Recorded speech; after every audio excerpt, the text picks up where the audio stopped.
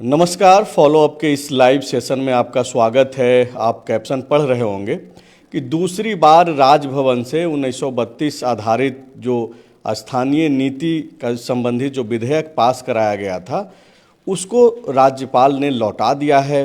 पहली दफ़ा आपको याद होगा कि 11 नवंबर को यानी कि पिछले साल जो है विशेष सत्र बुलाया गया था झारखंड विधानसभा का, और उसी विशेष सत्र में इस स्थानीय नीति विधेयक को जो है पास किया गया था।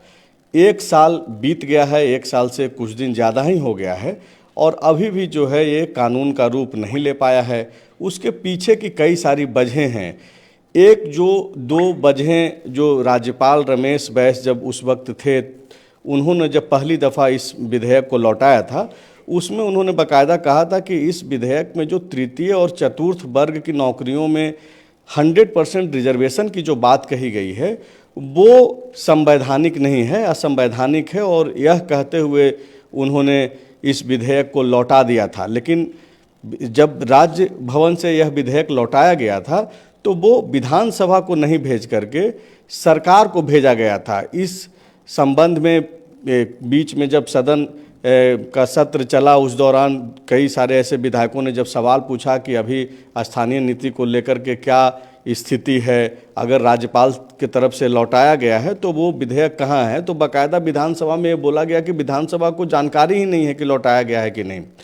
बाद में हुआ ये कि सरकार के तरफ से जो है राजभवन को फिर से उसको विधेयक को लौटाया गया और बोला गया कि जब आप विधेयक लौटा रहे हैं तो उसके साथ जो है आप एक संदेश भी भेजिए। यह कानूनी अधिकार है सरकार को यह संदेश मांगने का, और उसी के तहत जो है सरकार ने यह मांग की थी।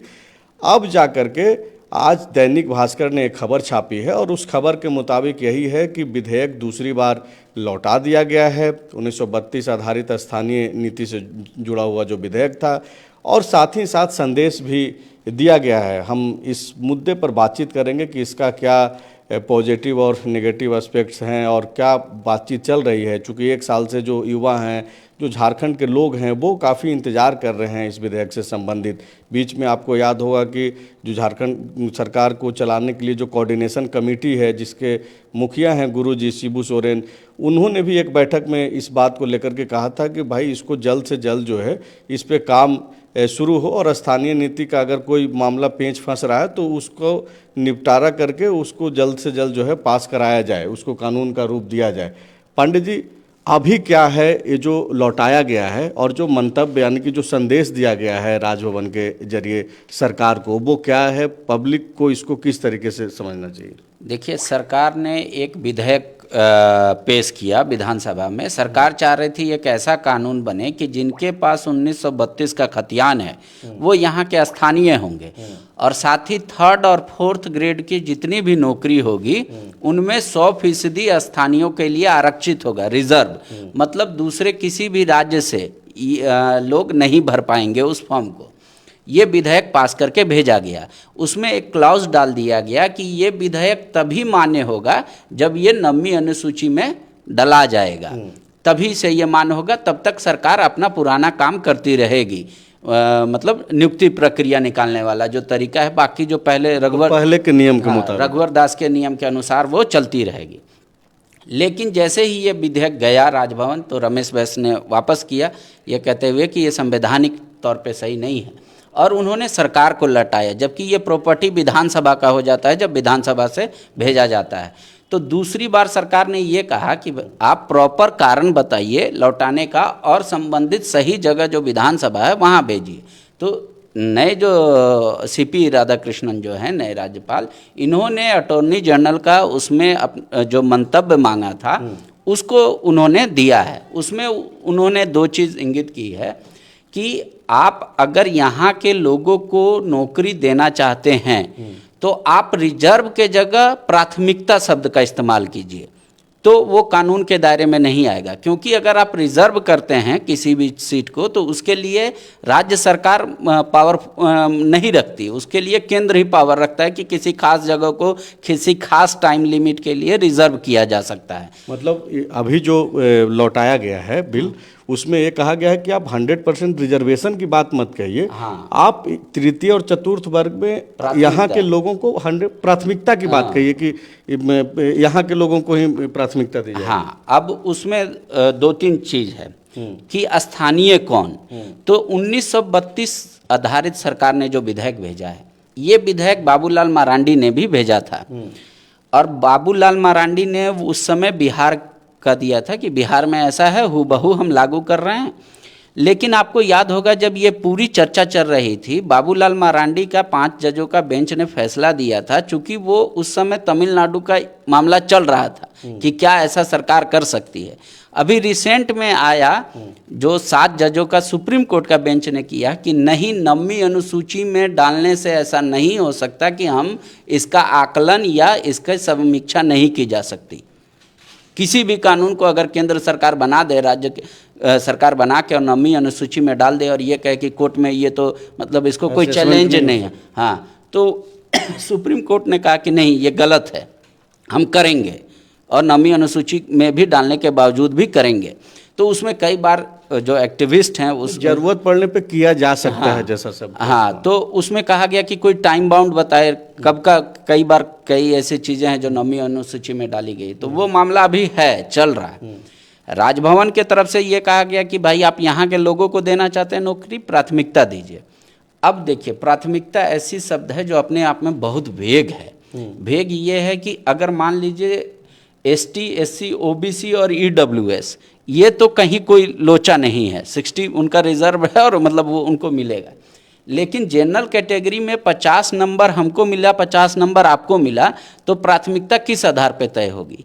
अगर आपको 51 मिलता, हाँ, और आपको 51 मिलेगा और हमको 50 मिलेगा, तब सरकार कहेगी कि हाँ भाई ये लोकल है इसलिए हम 50 नंबर में ही ज्वाइनिंग कराएंगे।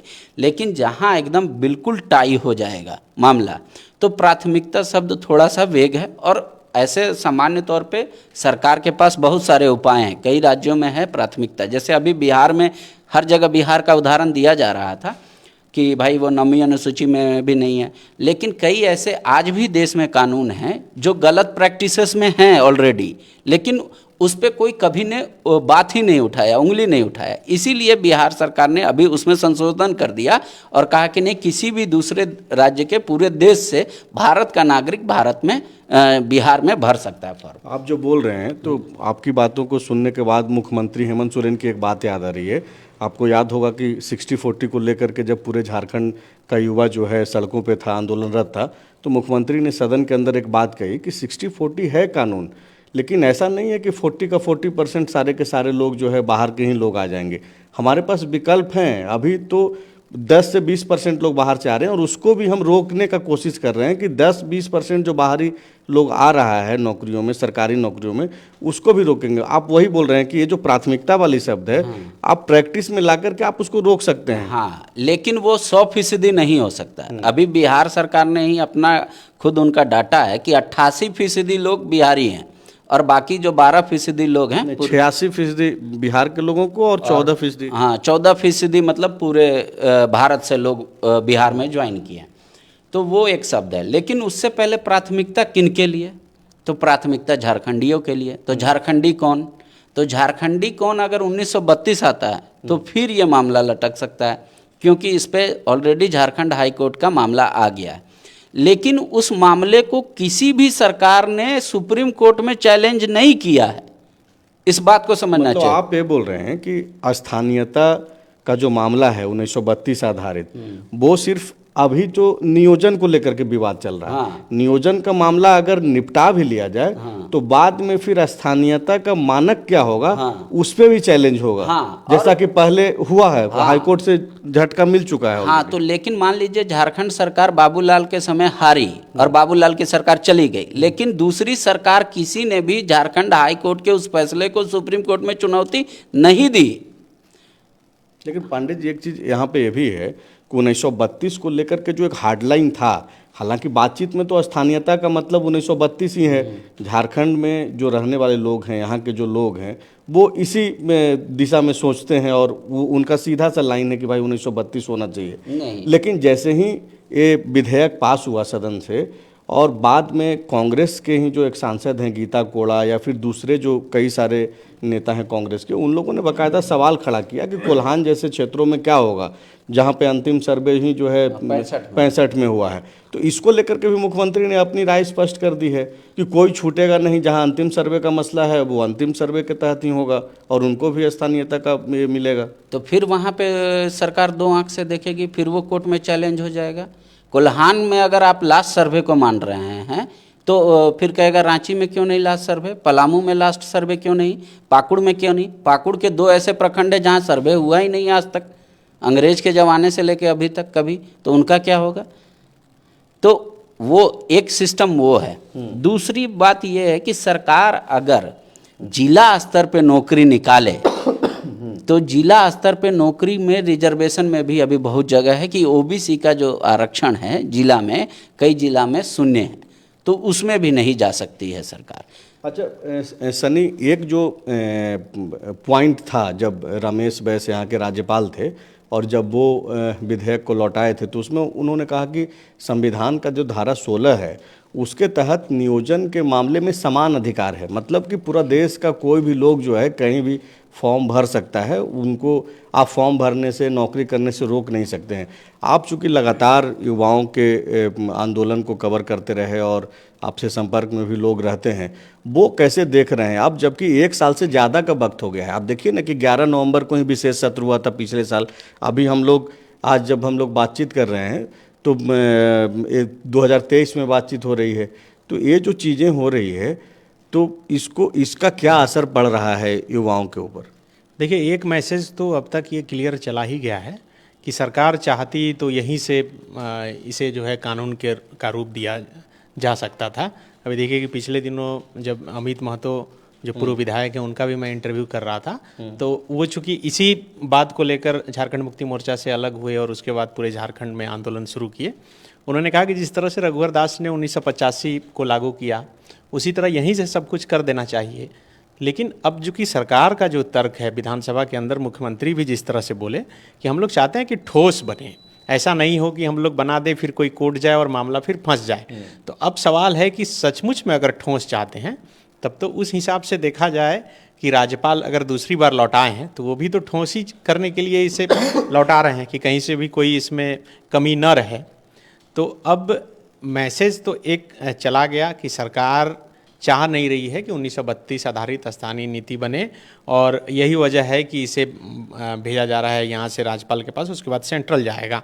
लेकिन सरकार लगातार ये कह रही है, सरकार में शामिल जितने लोग हैं वो लगातार कह रहे हैं कि भाई हम तो वादा किए थे और वादा के अनुरूप कैबिनेट से भी पास कर दिए, और कैबिनेट से पास करने के बाद विधानसभा से भी पास हो गया और उसके बाद राज्यपाल के पास भेजे हैं, और देखिए ये लोग लौटा दे रहे हैं, ये लोग चाह नहीं रहे हैं।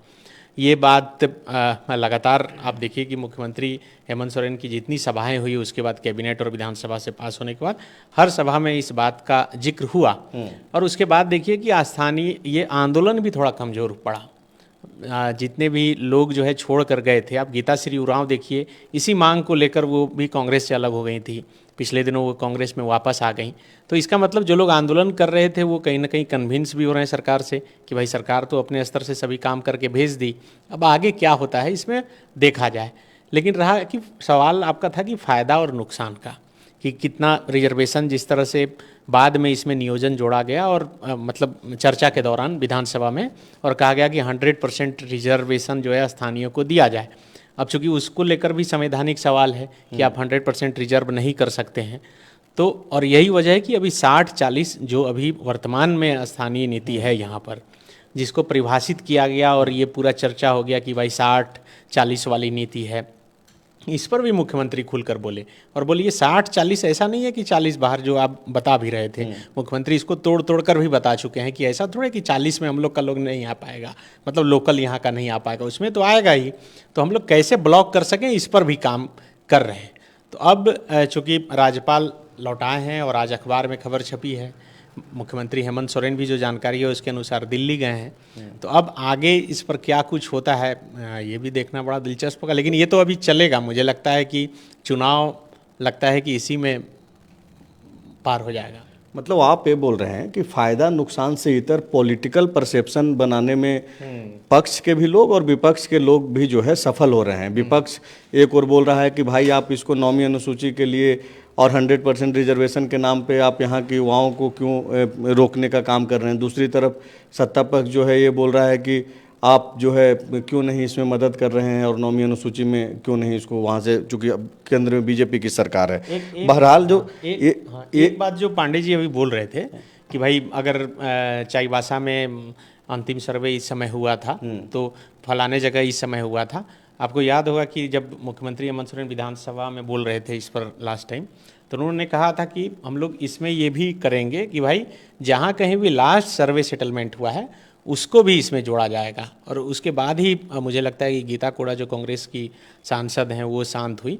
कई इलाकों में अलग अलग समय में सर्वे हुआ है, तो अंतिम सर्वे को भी आधार बनाया जाएगा और 1932 और उसके बाद जहाँ कहीं भी अंतिम बार मुख्यमंत्री ने सदन के अंदर भी ये बात कही। तो मुझे नहीं लगता कि फिर आगे कभी विवाद का विषय बनेगा। एक चीज़ जो हम लोग बार बार बोल रहे हैं और जो दर्शक इस लाइव से जुड़े हुए हैं या फिर बाद में जो देखेंगे वो इस बात को दूसरे तरीके से नहीं समझे कि ये जो दूसरी बार जो विधेयक राजभवन ने लौटाया है विधानसभा को, सरकार को, वो ऐसा नहीं है कि विधानसभा के तरफ से दूसरी बार भेजा गया था।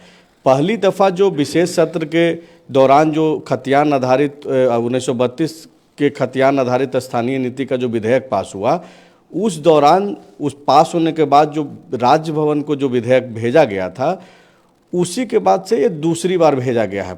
वजह ये रही कि जो राजभवन से विधेयक लौटाया गया था उसमें उस दौरान संदेश नहीं था, कोई मंतव्य नहीं था।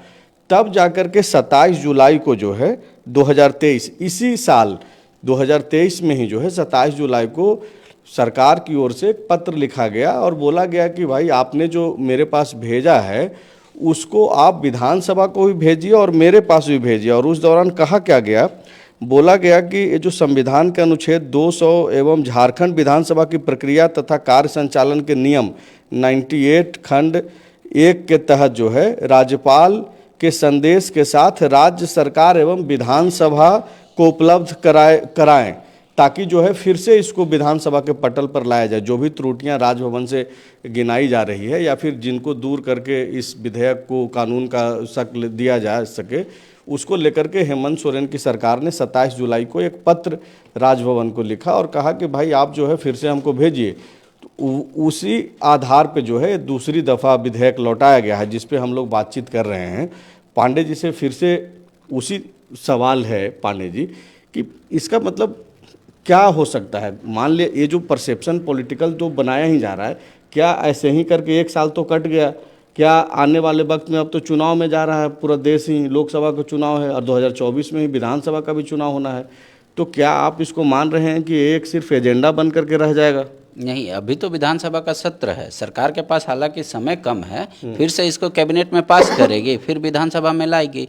जो संशोधन अगर मान लीजिए सरकार निर्णय लेगी कि कौन सा ऐसा नियम बनाए, तो अगर 32 के जगह लास्ट सर्वे सेटलमेंट कहते हैं कि जिस जिले का जो लास्ट सर्वे सेटलमेंट है उसको मान्य करेगी, वो स्थानीय होंगे। नहीं, दोनों नहीं हो सकते, ये बात समझिए। मुख्यमंत्री क्या बोलते हैं सदन में, कागज में जहाँ का लास्ट सर्वे 1932 हो तो वहाँ का तो 1932 ही रहेगा। नहीं, अब वो 32 वाला फर्स्ट एस तो वो भी यही बोलते थे हमेशा। जगन्नाथ महतो जब जीवित थे, जब कैबिनेट से पास हुआ और उसके बाद कई लोगों ने सवाल खड़ा किया, तो वो भी तो लगातार यही बात बोलते रहे थे कि इसमें अंतिम सर्वे सेटलमेंट को हम लोग जोड़ेंगे।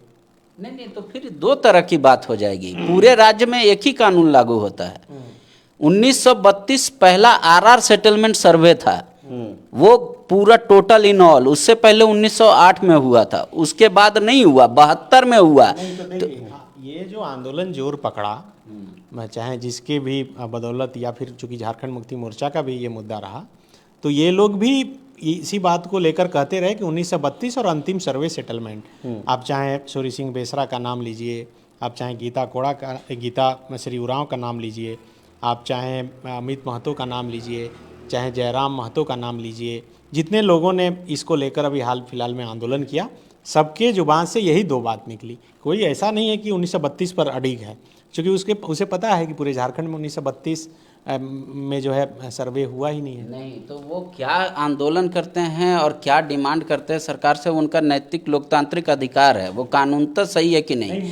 1932 मैं ये इसलिए बोल रहा हूँ कि ऐसा नहीं है कि अगर 1932 सरकार नहीं करके, आपके शब्दों में, कि अंतिम सर्वे सेटलमेंट को ही आधार मान लिया जाए एक्ट में भी, तो उसका कोई विरोध करेंगे। हाँ, ये मैं कहना चाह रहा था। अगर मान लीजिए उसका विरोध नहीं होता है, लास्ट सर्वे सेटलमेंट अगर होता है, तो उस समय में जिस राज्य में जो लास्ट सर्वे सेटलमेंट है, अगर उनके पास जो ज़मीन नहीं थी, उनके पास कोई सर्वे में नाम नहीं था, तो वो को सरकार कैसे चिन्हित करेगी, किसको पावर देगी, ग्राम सभा को, मुखिया को, या वहाँ कोई अलग से सिस्टम होगा कि मान लीजिए वो थे 72 में थे या मान लीजिए 32 में भी थे, पर उनके पास ज़मीन नहीं था उनके पूर्वजों के। सब सारे सवाल हैं और मुझे लगता है कि जो बातचीत में कई सारे जो सवाल भी आए हैं, और सरकार जब इस पे विचार करेगी, और जाहिर सी बात है कि 15 दिसंबर से शीतकालीन सत्र भी शुरू हो जाएगा झारखंड विधानसभा का, और अब जबकि दूसरी बार विधानसभा, राज्यपाल ने विधानसभा को और सरकार को ये विधेयक भेज दिया है,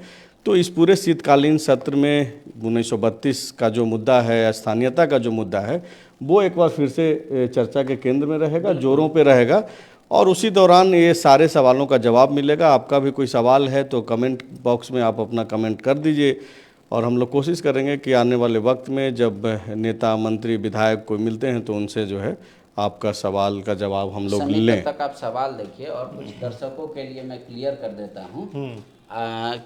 आप देखिए, 3 बार बनाने की कोशिश हुई स्थानीय नीति, और इस बार स्थानीय और नियोजन को एक साथ जोड़ा गया, ठीक है। अब उसमें क्या है कि रघुवर दास वाला बार बार परिभाषित किया जाता है कि उन्होंने अगर मान लीजिए, हाँ, तो वो सिर्फ 85 नहीं था, ये क्लियर होना चाहिए। उसमें 7 या 8 कॉलम थे, उसमें एक कोई भी फिलफिल करेगा तो वो यहाँ का स्थानीय, जैसे 10वीं और 12वीं पास झारखंड से तो वो झारखंडी, जो न्यायिक सेवा या राज्य सेवा के ऐसे कर्मचारी जिन्होंने सेवानिवृत्ति के बाद यहाँ अचल संपत्ति खरीदा हो, वो भी स्थानीय। 19 राज्य गठन के 15 वर्ष पूर्व से जो यहाँ रह रहे हैं वो भी स्थानीय। तो वो एक ठीक है अपना बनाया, 85 उसको 15 वर्ष चूंकि पूर्व किया था तो 85 कर दिया, लेकिन रघुवर दास ने भी 100% आरक्षित कर दिया था, जो कानूनतः सही नहीं है। इस बात को समझना होगा, चूंकि जो 13-11 करके जो नहीं, फिर उसके बाद 24 जिला को वो कर दिए थे बौरी कमेटी की से अनुशंसा से, लेकिन कोर्ट में वो भी चैलेंज हो सकता है। सोनी कुमारी को एक फॉर्म नहीं भरने के चलते आज ये प्रक्रिया हुई कि कितने टीचर ज्वाइन किए, कम नंबर वाले भी बाद में आके ज्वाइन किए। लेकिन आप उस बात को समझिए कि सरकार उस समय भी जो डिसीजन ली थी नियोजन का, वो भी गलत था, वो भी चैलेंज हो सकता था। और बोलिएगा कि रघुवर दास के समय वाला ही ज्वाइनिंग तो हो रहा है, फिर कैसे हो रहा है? वो सुप्रीम कोर्ट ने लार्जर इंटरेस्ट को देखते हुए, चूंकि इतने साल नौकरी कर लिया, उम्र चला गया, इसलिए कहा कि आप इनको ज्वाइन करा दीजिए, क्योंकि जिसको नहीं मिल रहा है तो नहीं मिल रहा है, जो कई लोग इतने साल नौकरी कर लिए तो वो क्या करेंगे, वो मसला है। अब कई बार क्या होता है कि मजबूरी में किसी चीज़ की स्वीकार्यता को आप कानून नहीं बना सकते, या हर कानून में कुछ लिमिटेशंस होते हैं, या उसको कहते हैं कि भाई ये कानून के दायरे में नहीं आएगा, पर उसी को कानून नहीं माना जाता। तो यहाँ पे राज्यपाल कह रहे हैं कि संविधान में जो 16 है आर्टिकल हमारा, वो कह रहा है कि आप 100% रिजर्व नहीं कर सकते। आप नहीं, वो 16 ये बोल रहा है कि सबको समान अधिकार है। हाँ, मतलब वही 100% रिजर्व नहीं कर सकते। तो अब वो कह रहे हैं कि आप इसकी जगह एक तरीका निकालिए, प्राथमिकता देंगे हम। तो ठीक है, प्राथमिकता देंगे तो पहले तो सरकार को तय करना होगा कि यहाँ का स्थानीय कौन। फिर से चलिए, तो अब विधानसभा का शीतकालीन सत्रों का उस समय तय हो जाएगा। कुछ सवाल है तो ले लीजिए। विनय कुमार बोल रहे हैं कि भाई जाति जनगणना करा दीजिए, इसका समाधान निकल सकता है। क्या ऐसा हो सकता है? नहीं, जाति जनगणना का समाधान दूसरा है, उसका दूसरा उपाय तरीका हो सकता है। ये झारखंड की आज की सरकार करे या 10 साल बाद करे या 20 साल के बाद की सरकार करे, झारखंड में एक बार फिर से सर्वे करने आने की ज़रूरत है। और यही जाति जनगणना कराने के लिए तो सरकार और सरकार में जो दूसरी पार्टियां जो समर्थन में है, कांग्रेस, आरजेडी, सब लोगों का अपना एक मत है कि हमको कराना ही है। अब ये कब कराएंगे ये लोग, वो जाति डिपेंड जनगणना करता अलग है। है, लैंड सर्वे कराना होगा। अच्छा, आप लैंड सर्वे और इसका एक एग्जाम्पल भी है, जब रघुवर दास की सरकार थी तो आईआईटी, हम भूल रहे हैं, अहमदाबाद या खड़गपुर, मुंबई को एक पायलट प्रोजेक्ट के तहत 2-3 प्रखंड दिए गए थे, जहाँ पे वो जियो टैगिंग के तहत कर रहे थे, पर पता नहीं वो क्या हुआ नहीं हुआ, उसके बाद का रिपोर्ट नहीं पता। लेकिन जैसे ही अगर लास्ट सर्वे क्यों नहीं करें, जैसे आज मान लीजिए हेमंत जी कह देते हैं लास्ट सर्वे, मान लीजिए कल किसी की भी सरकार बनती है, एक सर्वे करा लेगी तो वो लास्ट हो जाएगा। अच्छा, खैर कई सारे सवाल हैं, लेकिन एक जो सनी, इसके बाद हम लोग लाइव समाप्त भी करेंगे कि 4 साल सरकार का बीत गया है, अब चुनावी वर्ष 24 में सरकार चली जाएगी और पूरा देश चुनाव में चला जाएगा। तो ये जो 1932 चाहे कोई और दूसरा कानून नियुक्ति को लेकर के जो दूसरे नियम कानून हैं, ये मतलब अब तक क्लियर नहीं हो पाना, और नौकरी नियुक्ति को लेकर के जो स्थिति है, नियुक्ति वर्ष घोषित किए गए, बहुत कुछ वादे किए गए, दावे किए गए, लेकिन कुछ चीज़ें होती हुई दिख भी रही हैं, या फिर सिर्फ जो है अखबारों में हम लोग जो यहाँ पे बैठ के बातचीत कर ले रहे हैं, सड़कों पे जो लोग कभी कभी जब ज़्यादा गुस्सा में हो जाते हैं तो युवा सड़क पे उतर आते हैं, कुछ होता हुआ दिख रहा है क्या? क्योंकि अभी जो मुख्यमंत्री हेमंत सोरेन सरकार आपके द्वार के तहत जो घूम रहे हैं राज्य भर में, उसमें जब वो बोल भी रहे हैं कि 40 से 50 हज़ार हम नियुक्तियाँ निकालने जा रहे हैं जेएसएससी और जेपीएससी के थ्रू, युवाओं में वो उत्सुकता नहीं दिख रही है, लोगों को भरोसा नहीं हो पा रहा है। बिल्कुल, अब देखिए, जब जब नौकरी देने की बात हो रही है, मुझे लगता है कि उसे मजाक में ही लिया जा रहा है, क्योंकि इसे इतना बार बोला गया है कि अब इसे झूठ ही लग रहा है, जुमला लग रहा है। अभी देखिए कि 16-17 दिसंबर का डेट है कि सीजीएल का इंतज़ार कितने दिनों से जो स्टूडेंट हैं वो कर रहे हैं, और मुझे नहीं लगता है कि 16 दिसंबर को भी हो पाएगा, क्योंकि उसकी जो प्रक्रिया है अभी तक शुरू ही नहीं हुई है। आप समझिए कि ये जो एग्ज़ाम है, अगर सरकार लेती, मुझे लगता है कि झारखंड अलग होने के बाद पहली बार इतनी बड़ी संख्या में वैकेंसी निकाली गई थी, लेकिन पता नहीं फिर से कई बार इसका डेट निकाला गया, फिर निकाला गया है, फिर नहीं हो पाएगा। इसके अलावा कई और वैकेंसियाँ निकाली गई है, लेकिन लगातार डेट एक्सटेंड हो रहा है। अब बीच में देखिए, युवाओं में एक उत्साह जगा था जब मुख्यमंत्री हेमंत सोरेन अपने आवास पर बीच में लगातार सभी अलग अलग युवाओं के समूह से मिल रहे थे, तब युवाओं में उम्मीद लगी थी कि नहीं, सरकार जो है अब एक्शन में आ गई है, अब नौकरी देगी, लग रहा है। लेकिन उसके बाद अब देखिए, अब जो स्थिति है, अब पूरा निराश हो चुके हैं युवा। अब इस निराशा को फिर से आशा में कैसे मुख्यमंत्री हेमंत सोरेन बदलेंगे, मुझे लगता है कि ये बहुत बड़ी चुनौती उनके सामने है। अगर नहीं बदलते हैं तो फिर बहुत बड़ा नुकसान हो सकता है, क्योंकि बहुत उम्मीद और भरोसे के साथ लोगों ने हेमंत सोरेन की सरकार बनाई थी, और ये उम्मीद बहुत ज़्यादा हो गई है, और मुझे लगता है कि यही वजह है कि निराशा हाथ लग रही है। मतलब यही एक डर भी है मुख्यमंत्री जी को कि क्या नुकसान एग्ज़ाम लेने से ज़्यादा होगा या एग्ज़ाम नहीं लेने से ज़्यादा होगा। इस बात को आप समझिए, शायद इसी वजह से 4 सालों में नियुक्तियां नहीं निकली। एसटी कैटेगरी के लिए ये मैटर नहीं करेगा उतना, एससी कैटेगरी क्यों नहीं मैटर करेगा? क्योंकि वो संविधान में वो है उस तरीके का कि एसटी, उनको नौकरी नहीं चाहिए।